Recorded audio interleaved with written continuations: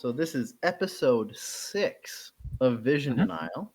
We are now at September 29th, 8:30, We are, and Best of Fives have already started. indeed. Hey, my name is Sebastian. I'm joined here by Josh and Connor, three Hello, I'm friends who've Josh. decided I am Connor. three friends who have decided that if ever a European team, North American team, or any of the minor region teams end up getting out of group stage, we'll get their jersey. Except for Yep. TSM, they need to make it to semis. Fuck TSM. Indeed. Anywho, Don't say that too loud, Connor will get sad. no. Someone's got to defend them. I've said this. Yes. All right. Just to show that the show is not too biased. We're starting off the day, or the show, with our first best of 5 of the day, LGD versus R7. Sad. I'm so sad about R7, but I'm happy to see that LGD at least have figured something out. Yeah. I think it's better to start with the draft because, like, we've talked about how, the three of us have been saying, hey, we haven't liked what Peanut's been doing for most of the regular round robin. He has not looked like a better player. I think their only win, correct me if I'm wrong, but I believe their only win was his Kindred game. And then this series, they're like, hey, Kindred works. Let's go with that. Game 1, I thought it was a good counter because if you're playing into that Galio, Camille, guaranteed you can't get out of this, Kindred allows you to say, like, well, we can't get out of this, but at least we can't, we're going to survive this.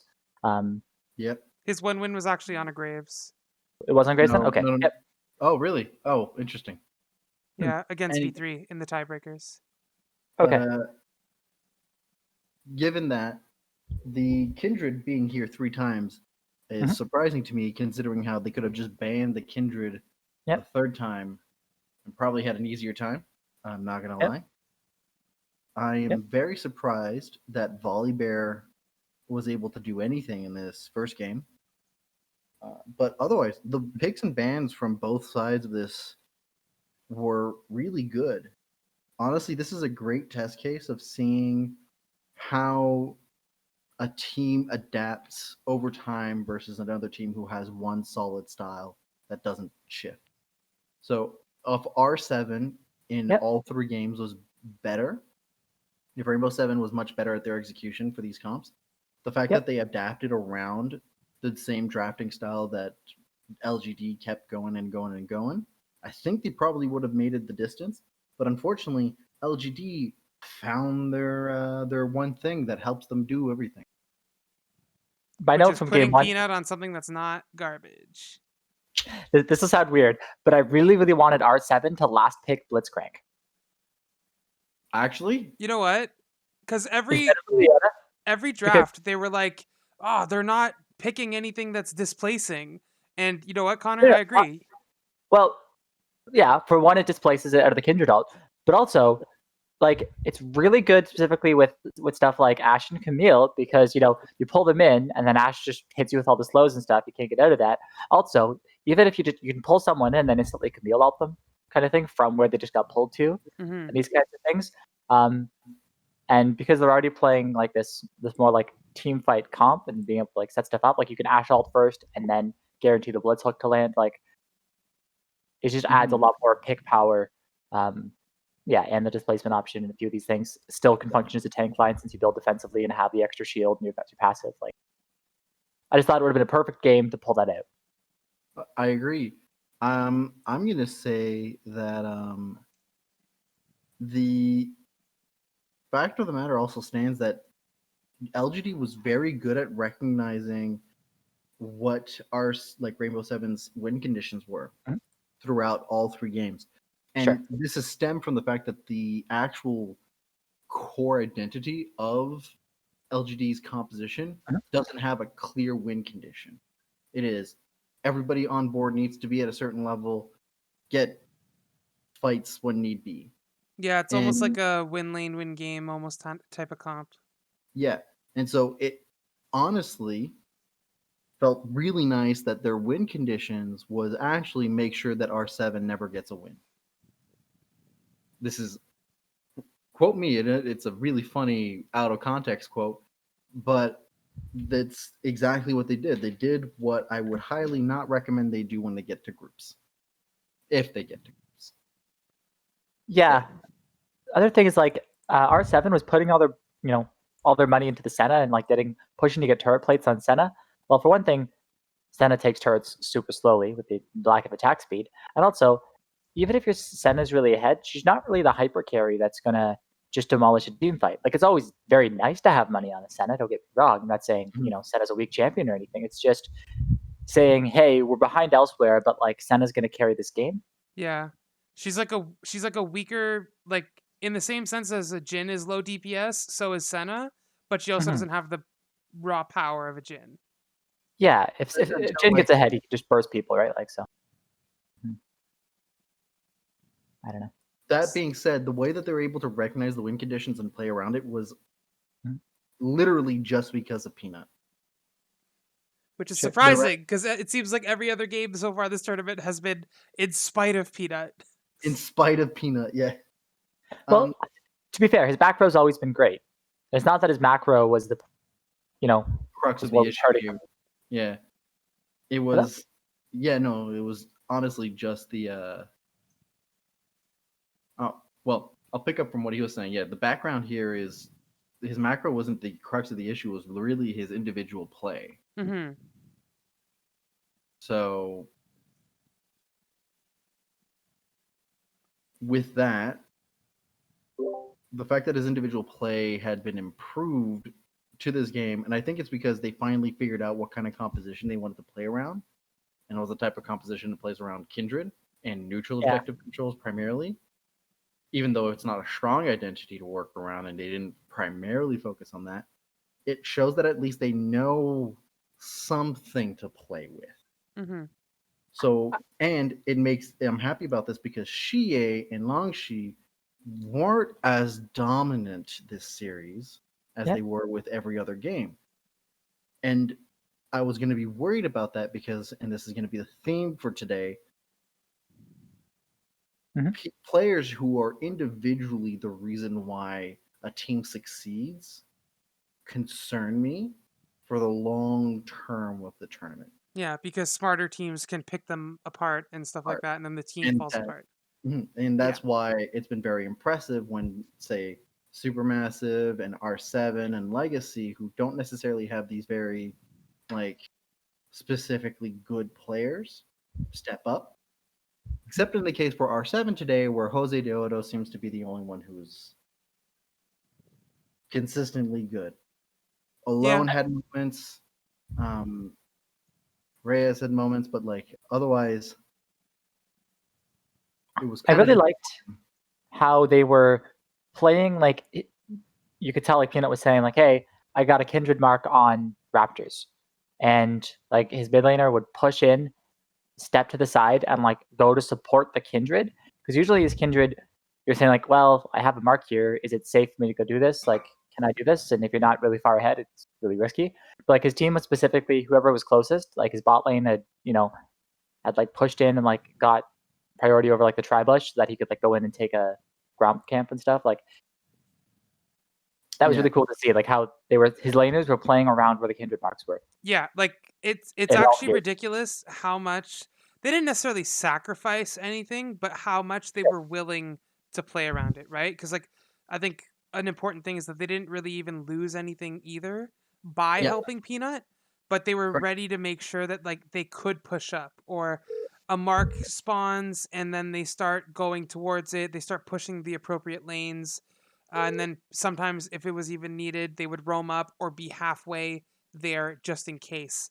So they definitely stepped up in terms of supporting their jungler, and through that, Peanut was able to just kind of dominate.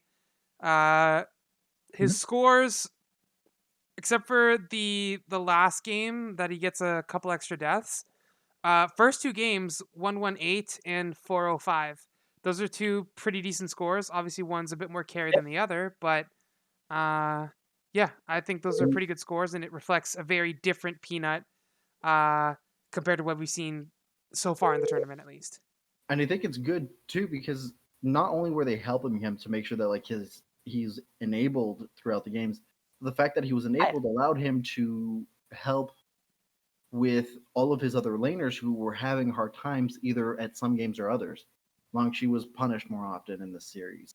Kramer wasn't like trying so hard to 1v9, and Xie wasn't being the consistent like pog champ laner every game against Alone. So the fact that they were willing to assist Peanut to make sure that he was enabled and he reciprocated that, I think really elevated the whole team up in a way that was not shown with them, but shown much more with the other teams. Yeah. Mm-hmm. Peanut's my player of the series for this particular series. I was thinking about that. Like, I'd almost want to say GA, but he did get caught a few times, like, was out of position. Like, when he looked good and when he had a good fight, he had a good fight. But he also, like, his game 3 was not good. He died 3 times. Interestingly, not in fights per se, but on rotation. He would go and be the last person showing up to support his team, and R7 would turn on him because he'd be a Syndra with no support or something. It's like he would walk over a ward or something, and then they just turn on him. They'd be like, "Oh, I was coming to join my team." They shouldn't have been. My one concern for LGD is I hope they don't just focus on neutralizing win conditions. We saw how that worked out for TSM in their playoff series in North America. It's not a play style you want to stick to, but I'm happy that they're able to find a type of style of composition that they are comfortable with. I hope they can translate that for their best of 5 series tomorrow against Legacy. Because Legacy, who have a very solid identity to work around, won't let that slide. Yeah. And like really quick, I want to talk about how LGD was finally able to let go of Lilia. Yes. They finally realized that maybe it is a strong pick, but we definitely can't play it on Peanut. And they even banned it themselves 2 games, which I'm not entirely convinced it was necessary, just because we have seen that in general, it's not like the end-all be-all AP jungler that everyone was making it out to be. So I We'll don't know. Next series too. Pardon? So, like, second half of the episode, we'll have that discussion again. Yeah, that's also true.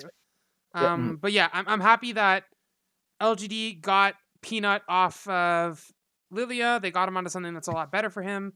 And just kind of like storyline wise, I kind of like what this does, because like LGD was in last place in this group.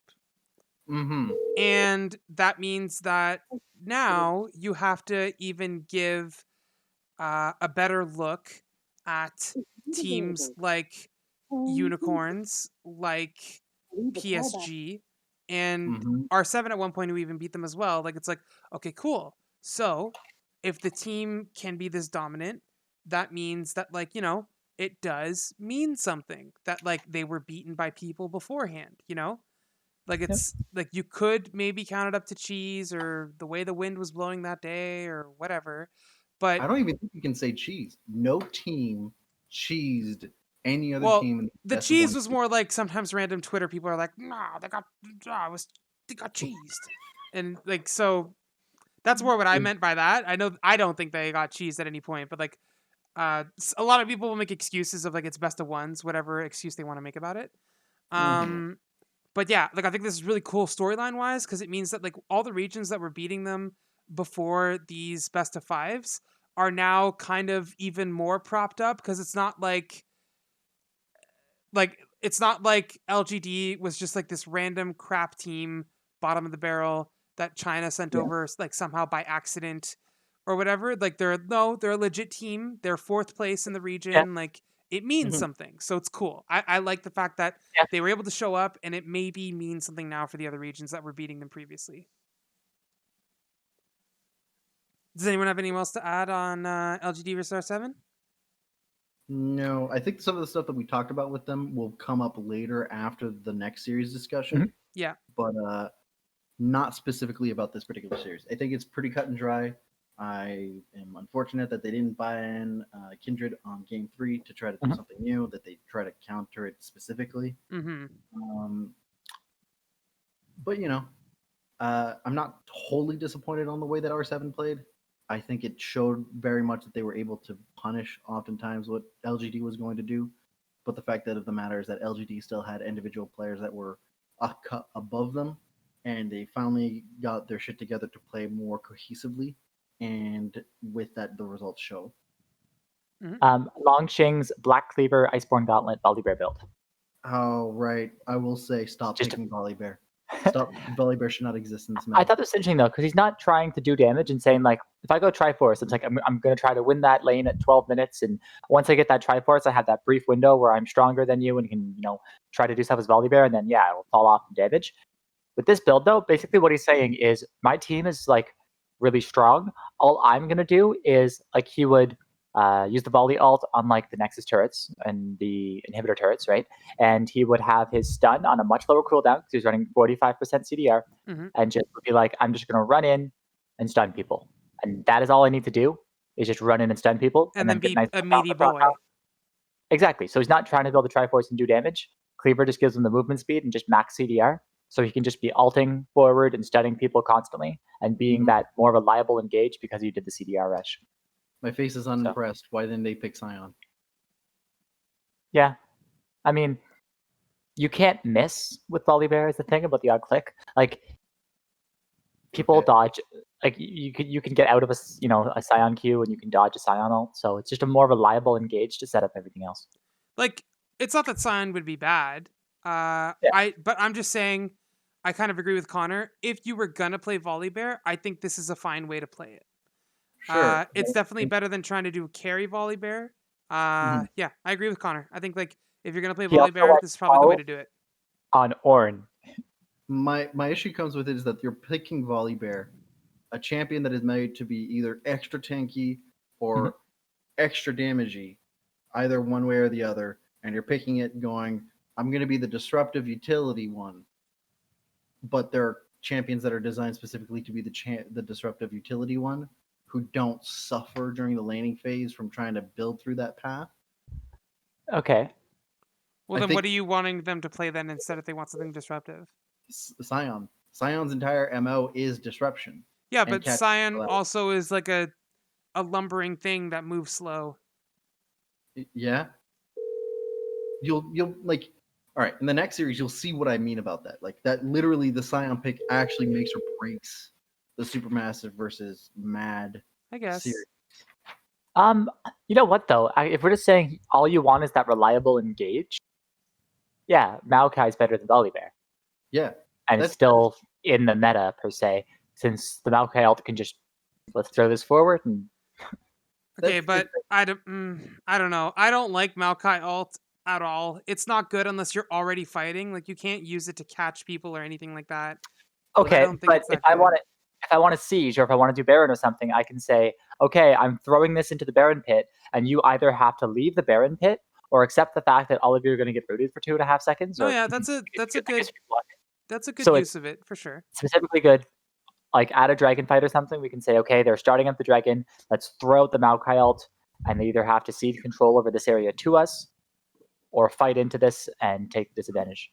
So my point being is that I don't think Volibear is the best choice here because of the absolute weaknesses that are easily exploitable in the early game and mid game if you're going to use it for that specific role. Sure. Because that's exactly what was shown. It's good that that wasn't super punished to a point where like R7 was able to exploit it. But in most other cases, they'll play against a team where they have Volibear in the top lane and they're not using Volibear to be the carry focus, and it will be immediately gutted and become more and more useless because it will be item dependent 100%. I'm not a fan. I mean, I feel like you could say that Sion's kind of item dependent as well. I mean, Sion's more like farm dependent, weirdly, because of rune choices and passive from W. It's literally just I don't know. I just feel like almost any tank pick would have been like would have had a real hard time against the Camille. So like a tank with like an auto heal, like I don't think it's the worst thing in the world. I don't know. Like there's what? Jax available. Jax isn't a tank though. No, but Jax would have probably filled up a similar role. Yeah, but I think they were looking for like a tanky stun bot, not because they were facing against Renekton. This was primarily like trying to do a matchup stylization. But that's just. Well, Renekton was banned. What do you mean? Oh, no, never mind. What did they pick? Yeah, they picked the Camille. They picked a Camille into it. Yeah, the Jax would probably have been better, in my opinion, versus the Camille. That would have been a better matchup. But then that would have been like fighter versus fighter, which I don't think is what LGD was drafting for, though. That's 100% fair. I don't Anyway. know. I'm not a fan of Volibear. I think there's better options that exist. And Volibear has, I think that was its first win. Yep, I think it was. Yeah. And anyway, you wanted to move on, I think, then? Yeah. Yes. So Mad versus Supermassive. Oh boy, Silver Scrapes. Woo. And thus begins history. Since we're mentioning that, what did you guys predict again on the day? What did you guys have? Seb, did you say R7 was going to win, or did you say or was it like LGD? Win due to just the way that things were playing out, and then they picked Kindred 3 times in a row, and nobody recognized that Kindred should probably not be there, and then they lost 3 times. Connor, so you and me picked LGD, right? Did we not? Yeah, but I had 3-1, and I think you had 3-2. Yeah, you both get. I'll tell you guys what you get as what your point score at the end of the day is far. Yeah. Okay, so Supermassive versus. I promise I won't say Apex this time. Supermassive versus Mad Lions. Yeah. This game goes all the way to game 5. It's ridiculous. The priority on Ornn and Hecarim is actually insane. It was a good series. This has some interesting and questionable drafts. It gives us stuff to talk about. I think it's really cool that the Senna Wukong came back in this particular series. Fasting Senna. Yeah. It was interesting. Well, they nerfed Senna's the amount of her passive stack she gets when she's the one farming. Mm-hmm. So that basically they did that so that it would nerf Senna ADC, but it wouldn't nerf Senna support. Because what they said is Senna ADC is a higher win rate than she does as support. So they did that to kind of balance it out. Yeah. So I think they're saying is, hey, okay, since they nerfed her a little bit as an ADC, we can play this farming Senna lane. Again, but since it's what they're known for. It's a Mad Lions Classics. But I'm not going to lie. Mm-hmm. As much as I think it's cool, do think that it's bad. I don't know if I'd say bad, but I get it. I unfortunately think it makes the priority in the bot lane much harder to play for.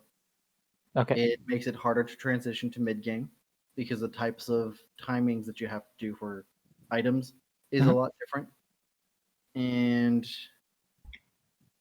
it doesn't, I don't believe it actually has the same kind of impact as what it used to when the fasting Senna was really at its height. Mm-hmm. Mostly because the choices of secondary melee supports that you can pick for it are very limited. And the Wukong here, I think, barely makes the cut and was very much isolated and punished in this situation. Mm-hmm. Sure. Especially since in this first game, they picked 4 meatballs and a lady. Yeah. Yeah, I'll agree that like the damage was a bit odd for them in this game. I mean, they did pick Syndra. Yes. So it wasn't all meatballs per se, but it very much was a low damage. Very low damage, very low DPS. Yes. Yeah, which is unfortunate compared to the amount of sustained damage and options that exist. Senna, Wukong, Mord, Syndra set was the draft for Mad Lions. Well, I don't really say so because, like, remember, Wukong's building damage, Senna's building some attack damage. Mordekaiser, going Meandries and stuff, like he's going to do damage. He has a high damage. Set is a tank with high damage, and Syndra is very high damage. So they certainly didn't lack abilities to be able to cut through a tank or something like. Mm-hmm. The issue here comes with the damage profile. A lot of it is AD. Okay. Right, and it comes with also the timings in which those damage profiles come online. No, I disagree with that too. Just because it's Mordekaiser Syndra, and even going into the game, those are the two people who had the gold. Like they were probably doing, much more magic damage than physical. So let's take a look. Let's contrast it to the other composition that they had, right? So you then had Shen, Hecarim, Galio, Ezreal, Alistar. Sure. Right? You immediately have the disruptive and zoning capabilities that come from Alistar Galio. Galio immediately nullifies a lot of the magic damage on top of the fact that him forcing the taunt. They have 2 taunt options to be specific to. Reduces the amount of damage capability that Syndra and Mordekaiser have. And the engage options out of Mad Lions, which are the Wukong and Set, you can just, build armor primarily on, because it's either you engage with these bruiser AD meatballs and they don't do damage when they engage on you, or you get engaged on for your 2 damage with the money with tanks whose inbuilt kits counter these 2 characters that you have specifically your gold on. And then you have Senna that is slowly but surely eventually going to have a lot of damage at 40 minutes because you're fasting instead of farming.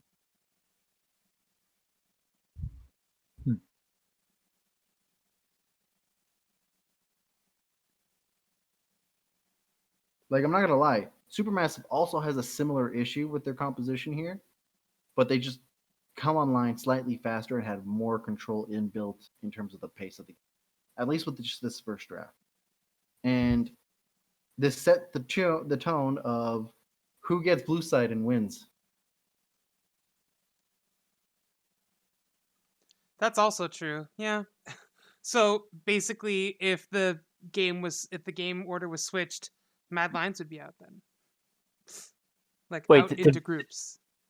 Did you're saying blue side won every game? Yep, blue side won every game. For Supermassive versus Mad. For LGD, it didn't matter. They won every side they had. And it's interesting because they weren't picking the same thing. Like they were using it for different things. So like let's look at the first pick, since like that's the advantage of blue side.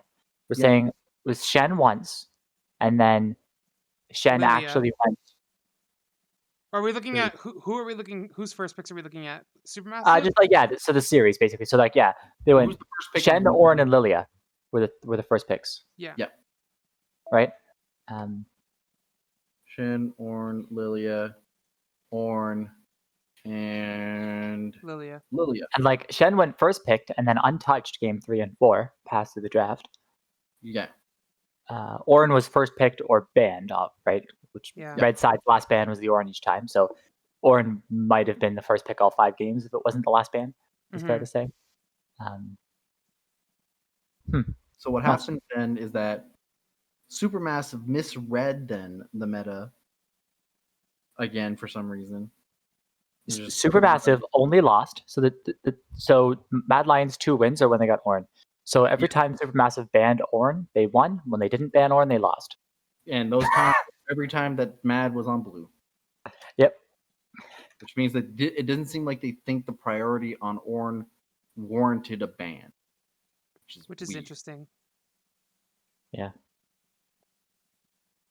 Also, or they wanted to make a trade. I'm going to call this out immediately. This happens every year at Worlds. And I will say this every time. And I said this on episode 1 also when we were talking about the Rainbow 7 lane swap Lux Sona game. If you pick Vayne as a bot laner, you are telling me that you are so much better than your opponent that you will dumpster them with Vayne. You should never, unless you are leagues above better than your opponent, win Unless with you're Uzi. Yeah, you're not Uzi. Uzi's not even Uzi right now. Uzi's got diabetes. So Okay. don't pick Vayne unless you're certain you're going to be better than your opponent. Pick something with a similar damage profile or similar fit within the composition that isn't Vayne. Mm-hmm. This champion's cursed. Don't do it.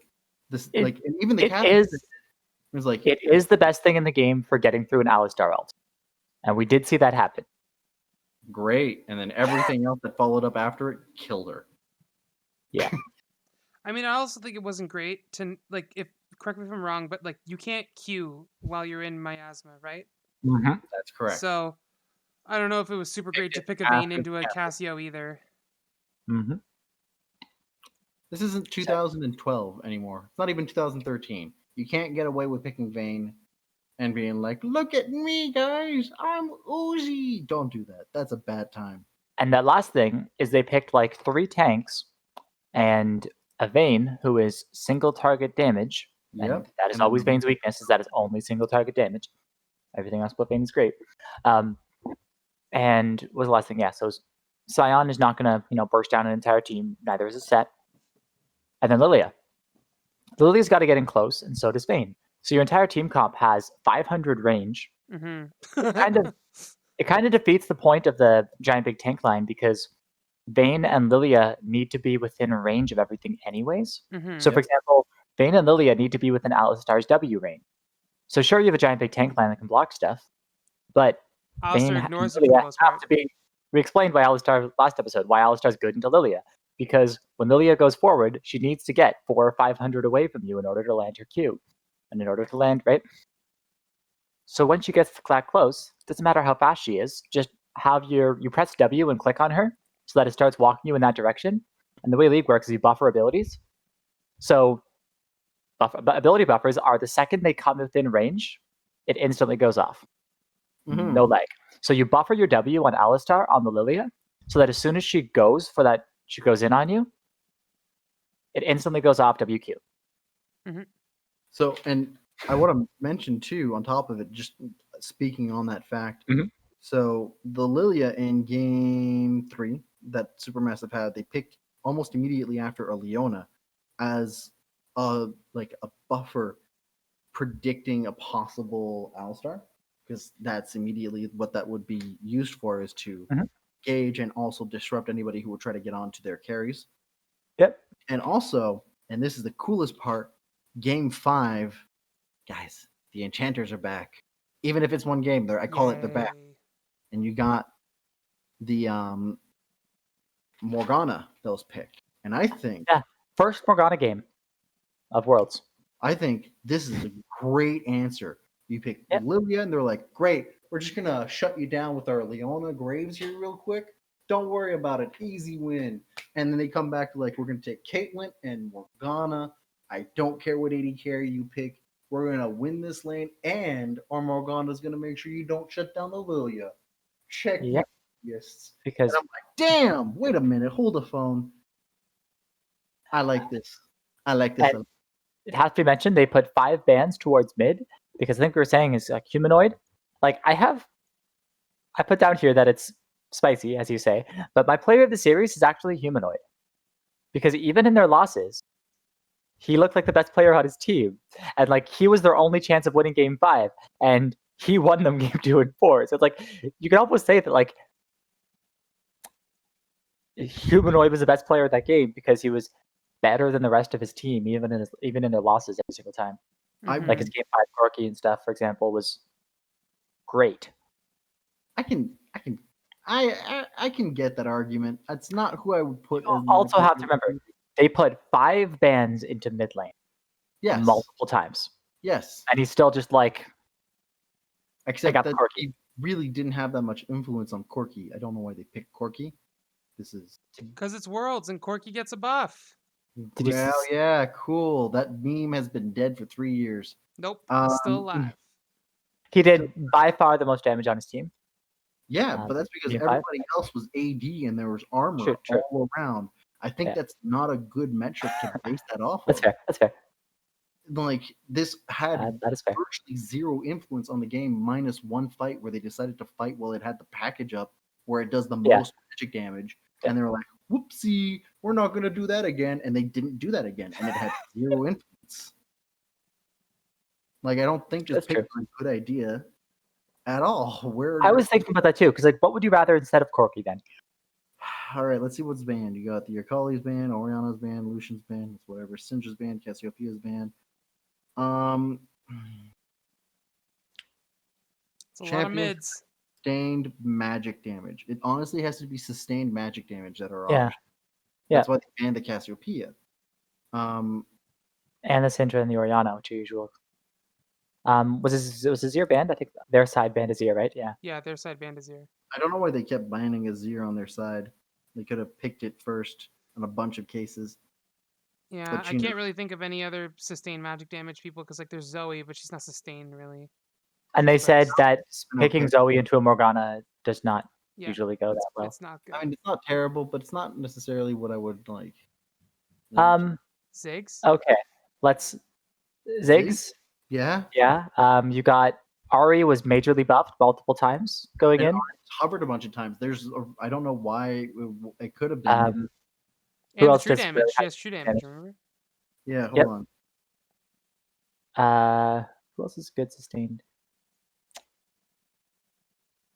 I mean, you can pick like an Aurelion Soul, technically. That's the strongest pick. He is a champion you can pick.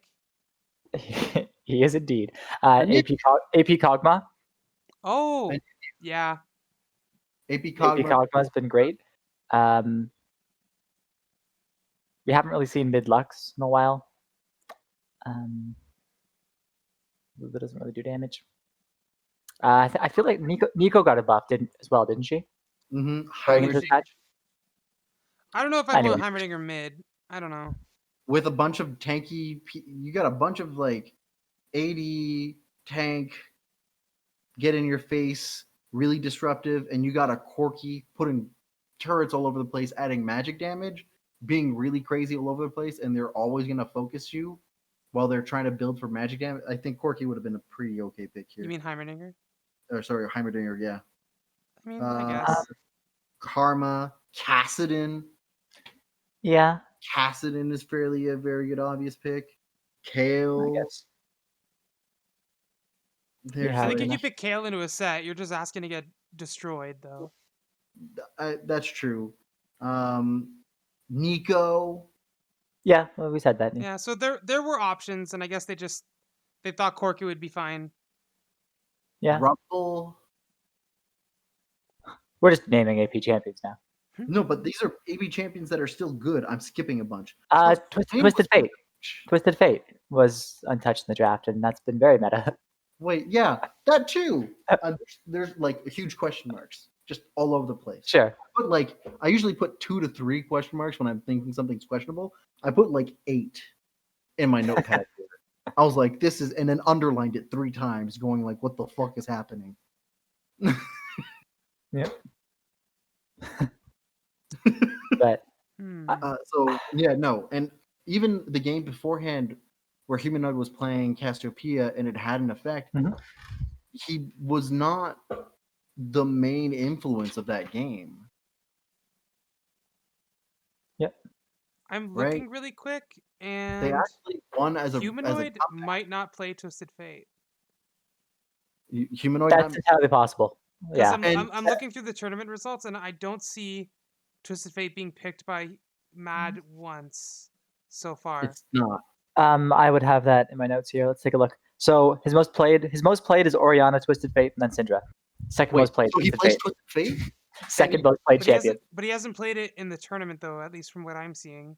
Okay, but like Summer Split, his second most played champion was Twisted. Okay, so that's weird. That makes even less sense now.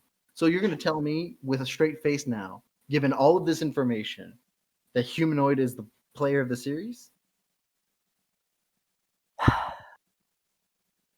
Well, as Cacao has been consistently keeping up.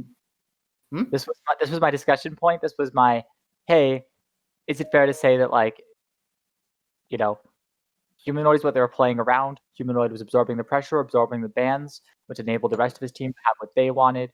Like, I think that's a fair thing to bring up, in my opinion. I think if they were going to win the series, it was going to be off Humanoid. Like, if they were going to win that game 5, for example, it was going to be through Humanoid having insanely good team fight and absorbing 5 bans. Game 2 or Game 4, though. Yeah. Game 2 and Game 4 that they played was not won off of the back of Humanoid. So I don't know if that's necessarily true. I think this is like the test case of, is this Bjergsen and TSM all over again? Mm-hmm. Right? The difference here is that Bjergsen spends time making sure that he's playing well, and then as a secondary plays to make sure the rest of his team is properly going up. Well, his Humanoid was just getting dunked on because the rest of his team couldn't keep up. Yeah. And there's usually ways to make sure that when you're absorbing pressure that you're wasting your time, and I don't think Humanoid knew what to do. Mm-hmm. And in most other cases, when you're like somebody who's being focused on heavily and you're being like dunked on this way, you are able to find other avenues to help your team. Case in point, in the first series, Shie had games where like alone straight up dumpstering the guy, but he still managed to find ways to play around to help support Peanut, make sure that he had influence around the entire map, and had a presence that was influential to winning the game. Humanoid looked like a glorified minion, and the team didn't know how to play around that, unfortunately. Yeah. Well, I think that just about wraps up this best of 5. We've ragged on them a little bit too long, I think. But I guess we should mention the last 2 like new things that were, since I like talking about the things, which were the Misfortune and the Malphite. Predicted the Misfortune. Game 3 and Game 5. Yeah, we certainly did. And I think that was the discussion we had last time. It's like, hey, you got that lots of heavy CC. They had a pretty high magic damage comp, and they had lots of CC. What are you going to go for? Mm-hmm. She didn't even build boots until like 20 minutes. That's amazing. Because you have your W. And just, he's like, I'm going to get my Infinity Edge and Essence Reaver before and finish these 2 items before I do anything else. It's pretty dope. All right, Seb, you got any questions of the day for us? So before I do so, points. Yes. Josh, you're still at first place with 8 points. Hey. Connor, you jumped up to second place with 7 points, and I got 0 points for these 2 series because I try to be spicy. And so I got no points. I'm at 6 still. Okay. Because what did Josh, you picked the score to be today? You predicted Supermassive to win or Matt to win? I predicted. It was both of you predicted right. LGD would win. Neither one of you got the score. Yep. And O'Connor, you're the only one who predicted Supermassive to win with the score exactly. So you got 2 points off of that. So with that, you went from 4 points to 7 points. Pretty good. Mm-hmm. We're now going to do the predictions for the next series. Oh boy. For the next 2 series. All right. I got this. All right. So we've got Unicorns of Love versus Supermassive.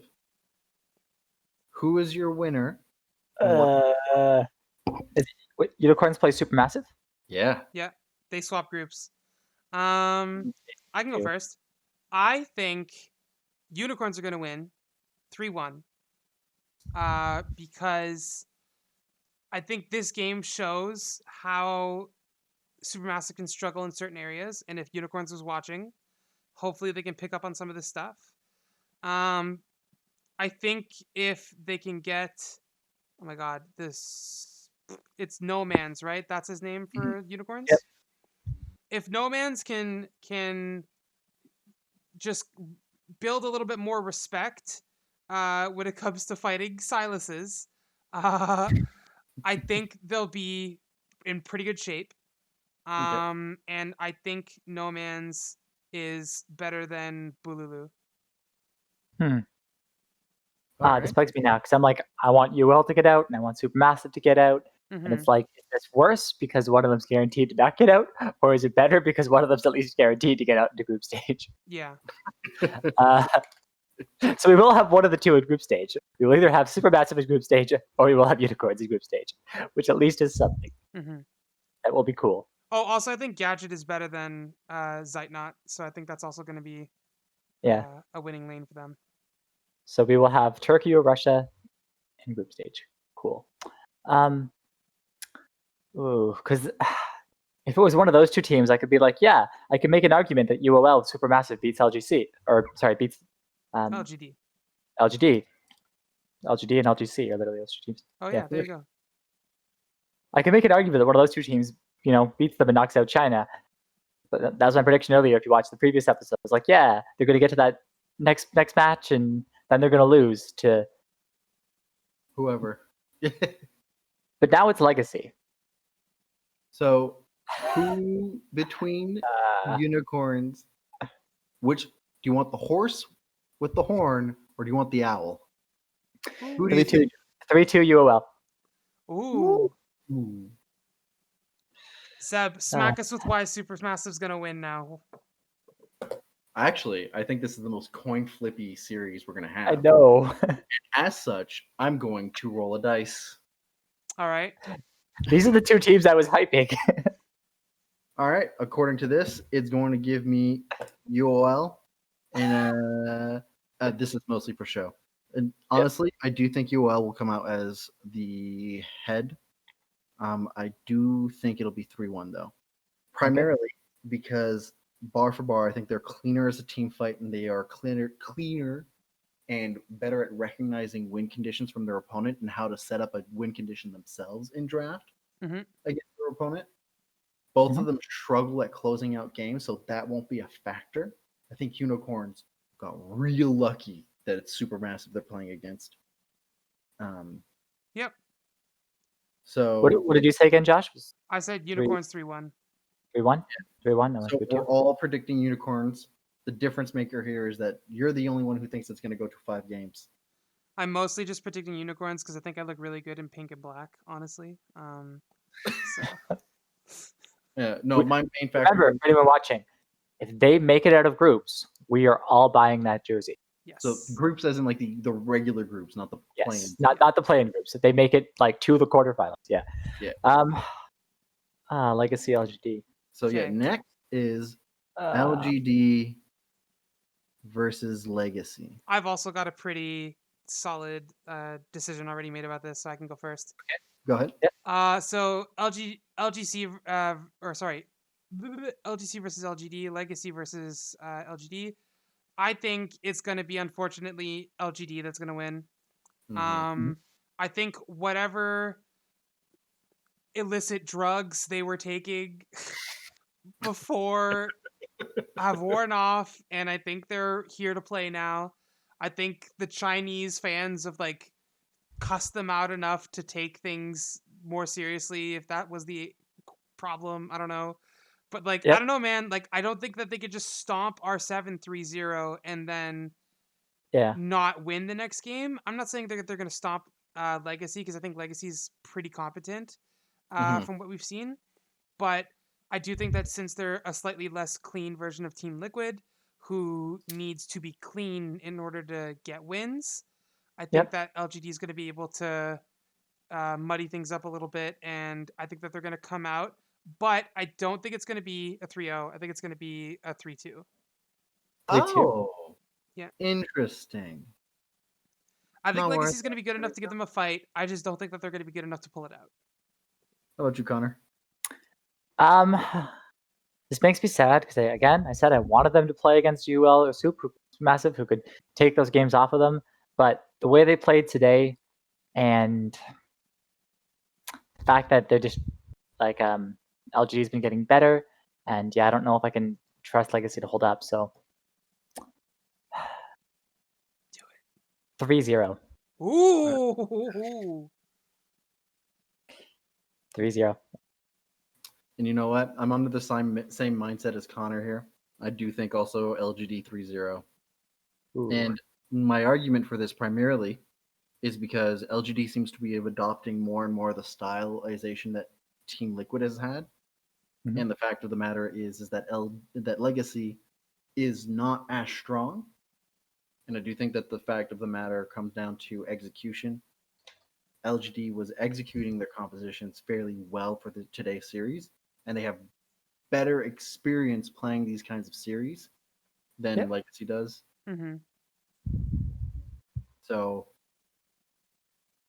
being Team Liquid Junior is not enough, Yeah. and against a team that is adopting Team Liquid style and running away with it, I think it'll hiccup if they ban Kindred. Yeah. So maybe we'll see. We'll see. But otherwise, if people are not going to ban Kindred, if they're really trying to analyze it and seem like, oh no, it's not the Kindred that's the issue, then I think that LGD is just going to keep going and going and going. Yeah. I will say, so I make a prediction that if Legacy goes back to their proven kind of positional style that they did when they were winning games in Australia, which is carry top laner, Camille or Renekton or something, tank jungler, which has not been played that much, see a tank jungler, and then like Caitlyn Morgana, or Mhm. like your early lane pressure ADC and an enchanter. So whether it's a Bard or a Lux, like they go back to what they're good at and the champions are comfortable with. So whether it's playing Ash Bard or Caitlyn Morgana, see the trundle. You know what I mean? Like Yeah. Yeah. So it's like essentially keep the same stylization in terms of style of composition, but change up who picks up that role and for what lane purposes to change up the win condition. I could see that. I unfortunately don't think that'll be enough because that style of play in Australia was rather frustrating to watch. I'm not gonna lie. Mhm. Yep. All right. So, But we got anything else, Seb? Oh, sorry. Yeah, I'd like to see a trundle into like the Ornn has been so good and gets so many stats. So I want someone to be like, okay, let's play. Forget even jungle. Let's see trundle top into that Ornn matchup and just be like, we're gonna take Oh, all make of the his. Ornn cry. That would be so cool to see. Not that it'll happen. all right. That would make me happy. Here's my question of the day then. Yep. How well do you think teams that have one super carry in them will actually do given how team oriented so far the meta has? We talking play-in teams only or all teams? All teams. I think for the most part, I think they're going to get picked on. But I do think that there are going to be some teams, mostly some of like the major region teams, who will be able to kind of like subvert those focuses. Like they'll be able to roll with it and deal with it better. But I do think that some of the weaker teams will get exploited, and I don't think that they're going to do too well. That's just my opinion.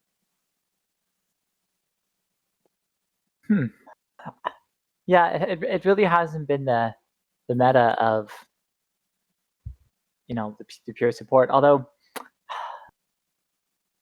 like we did see Supermassive do it to a certain extent, but there one game where it's like, okay, yeah, they drafted like what was it, the one Kog'Maw game, and then all support for it, and they won the game off. Shen got 7 kills. Mm-hmm. Yeah. So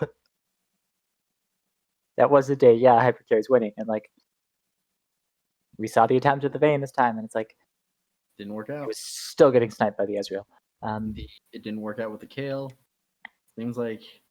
Plus, I don't think it'll work right now because it's a carry jungle meta, right? Yeah. Like we're having AP junglers, we're having the Graves being the best, most winning jungler right now, and then the Kindred is another just we saw Molten Edge Kindred earlier, like that's That's fun. crazy. And then it's Nidalee, Lilia, like Evelyn. It's just pure carry jungle, and it's not like you're going to play a composition which is a one carry hyper carry, and it's like Graves and the 4 supports. Yeah, that's not a team comp. Nobody do that. So Yeah. What about you, Seb? Because this is mostly my thought. A lot of people thought that DRX was going to be super good coming in, and my thought of the matter at the time was, Chovy is not a one-man army. This is not how this is going to work out. And so far, all the other teams that have one super good player and then just like a 4-man squad following up has had also similar issues. And teams that have decided to play away from that kind of style have had more success. Yeah. Heck, Team Liquid is like the 5-man super team. Oh no no no. But like that doesn't stop the fact of the matter that they don't have a superstar that they play around. They play around to make sure that their win conditions are working. Yeah, they're pretty flexible. Yeah.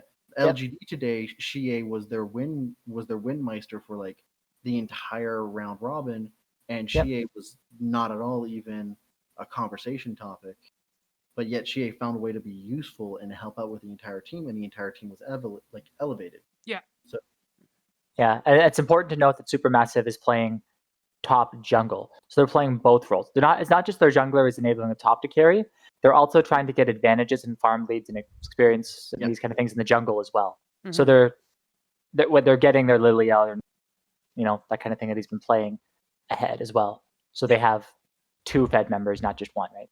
And they're always also pivoting to make sure that at least they have someone else on the map that has like gold advantage to be able to play off. Exactly. Zeitnot and just Zeitnot. It's Zeitnot and Armut have been switching back and forth who has the gold lead. So success comes from not superstars this year, but from how well each individual is able to elevate their team. Mm-hmm. Does anybody have any last minute spicy takes? Like things that they think will happen? Nope. I'm just looking forward to the games. Yeah. Yeah, if we're looking at that, so we're saying if LGD makes it out, they're saying we're getting ahead of ourselves, but they would have to go in group C with the TSM and Fnatic and Gen G. Mm-hmm. They would have to go there. Means that PSG has to go, or by default that means that oh, actually we don't know. That's the only group where we would know. Everything else would be, and then everything else would be drawn because Liquid could go A or B, PSG could go B or D, and then the winner of the other series, Supermassive vs UL, could also go A, B, D. So it's random. We're not going to know what the groups look like until tomorrow. Sweet. That's cool. So Liquid could still draw Damwon JDG. Oh. Because Mad didn't make it out. I would love to see that. If Mad made it out, they were like, yeah, we avoid that group. But now it's like 50-50. They get Damwon JDG. I actually want to see that. Yeah. I'm not kidding. I would love to see It's that. NA. That's what they're going to get. Yeah. Anyways, bring us home. Yeah, so thank you all for watching. Put comments down below. What do you think are going to be predicted picks? Are you thinking the Trundle might come out too? What do you think will predict between these two teams? And do you have a group dynamic that you think will be super fun to watch? What are you hoping will come out of play-ins from this one? Comment and subscribe, and give us a like if you enjoyed this episode. With that, we'll see you all tomorrow for discussions of the last 2 series and our prediction for the groups.